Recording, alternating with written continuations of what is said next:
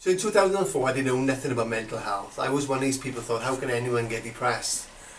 But it wasn't until after 22 hours labour and the doctors come rushing in and they said, Mr. Williams, we need to get your wife to theatre to have emergency C-section.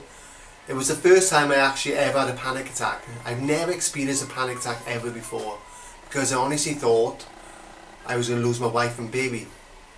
So when my son did come along, I didn't get an overwhelming feeling of love initially because I was just relieved they were both alive.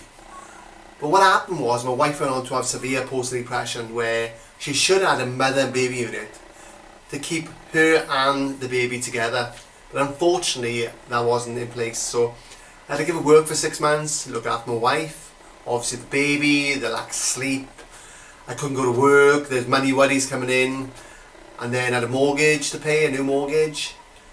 And I couldn't tell anyone how I was feeling, or because I was more concerned about my wife getting well, so I hid a lot of ways I was thinking to her. So there was loads of reasons why then I was starting to get depressed as well. So eventually then I was using drink to cope with that, like a lot of fathers I speak to, because that was the only coping skill we had put in place.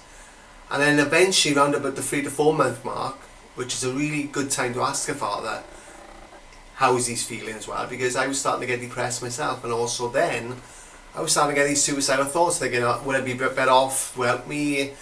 I was worried that I was coming home moody, my behaviour was totally changing. You know, I've never been so angry during that postnatal period either. So, you know, I remember punching a sofa and busting my hand. There was loads of factors around why we need to think about fathers as well as mothers. So eventually it took a breakdown years later to realise that what I went through in a short space of time, there was so much going on. There was so much going on. And like I said, it took another trauma that happened when unfortunately my grandfather passed away with dementia and my mother was diagnosed with cancer during weeks of each other. And I honestly thought, obviously my mother was going to die, and it just relived all those nightmares I was getting, thinking my wife had actually died in labour ward as well. So this is why I want to campaign, and always campaign for, because we need to think families now.